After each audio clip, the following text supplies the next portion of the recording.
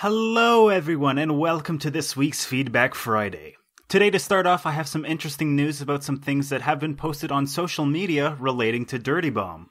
A few days ago, Twitter user @MaxBashki posted this tweet saying, "Remember these?" showing off some headshots of a female model who looks strikingly similar to Dirty Bomb's Aimee. A day later, he posted this picture of some new fashion outfits, and now this isn't unusual coming from a fashion designer, but what is unusual is the fact that all of the models are carrying a sniper rifle, not something you usually see models on a runway carrying. He also posted this soon after, almost confirming that this is in relation to Dirty Bomb's mercenary Aimee. The resemblance is most certainly uncanny, and what interests me the most are how amazing the concept art is for these designs. I love the difference in color from red to blue in the actual outfit and part of the merc itself rather than just a red or blue hue being added, but also the actual difference in outfits depending on if you're an attacking jackal or a defending CDA. I think that idea is very cool. And Max also tweeted out again the next day this picture with the caption saying, "The new CDA uniform is sexy as hell.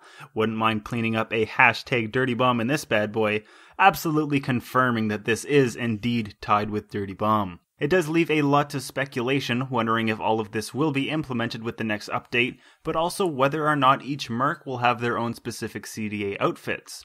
As you can see here, the concept for the CDA outfits and what I'm assuming to be the CDA outfit for Aimee have an unmistakable difference between them, so we'll just have to wait and see about that one. But all in all, it's quite a lot of cool things that can be left to speculation.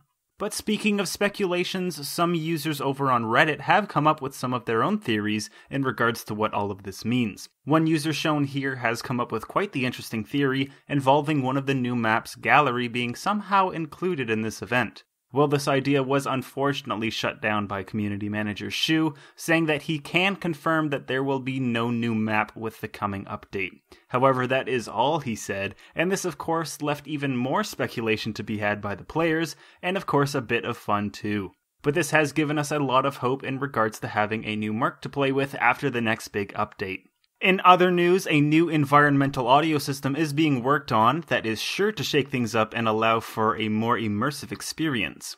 Now what this update will do is affect the way sounds are generated by taking into account its environment, adding certain amounts of reverb depending on the surroundings, allowing you a greater ability to differentiate where certain audio is coming from. Firing a gun in a narrow passage or small room will obviously sound much different than if it was being shot outside or wide open space, so it makes sense to allow the audio to be rendered in this way.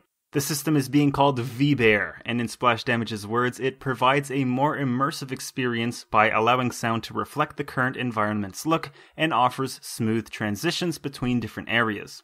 As the system works at runtime for local as well as remote players, it makes it easier to identify the origin of a gunshot in the proximities of the listener. This is due to the sound carrying the source's environmental character. So basically what this means is that if you fire your gun in a certain area, the sound of your gun firing will reflect the environment around it, allowing players to pinpoint where that sound is coming from with greater precision. VBear is also said to be responsible for controlling environment-driven content playback, and in closing, this is what SD had to say about it. By approaching Guns' audio design in a modular way, we're able to control individual, gun-specific characteristics through VBear the same way we control reverb. This allows us to overcome the limitations that come with using reverb, granting us more freedom over designing the individual Guns' core character and preserving it in the different environments. And in other news, a new weekend event has just launched. Now, don't get this confused with the big update coming soon, but from now until Tuesday, March 28th, trade-ups for Iron up to Silver will require 1 fewer cards from the previous tier, and all trade-ups will cost 20% less credits. So if you've been meaning to trade up your cards recently, now is one of the best times to do it. Reddit user Tuico, is it Tuico? Tuoico? Anyways, who is known for their average credit costs spreadsheets for trade-ups has put together a spreadsheet with the calculations for this week's event. Keep in mind that this is for trade-ups only. Trade-ins are not affected by this event. So like I said, save up those credits and cases from now until Tuesday and spend them all on trade-ups. Or save 50k and wait until Aimee comes out.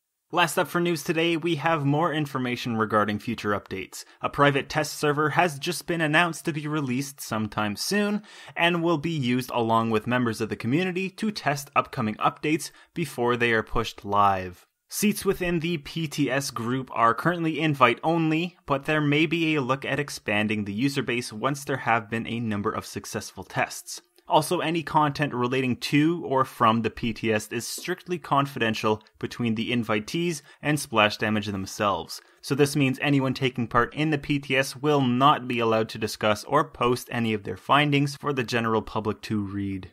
Personally, I think this is a good step in the right direction to get members of the community involved with the creative and testing processes of the game, though this does still leave a majority of the player base in the dark when it comes to what might be coming. But in my opinion, I think it's a much safer solution to have the more engaged and positive members of the community involved with this type of thing than letting anyone with 2 cents get in on it. I say this because we all know how ludicrous the ideas of some individuals might be.